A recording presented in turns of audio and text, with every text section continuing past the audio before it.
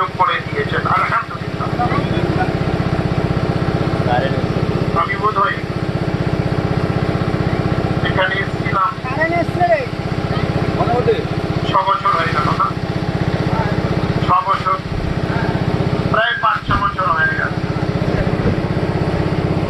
আপনার এলাকায় এটা আমার দ্বিতীয়বার। প্রথমবার এসেছিলাম ওই সামনে বুঝি ওখানে খেতে। বন্ধ লাইন আবার জুড়লে হবে।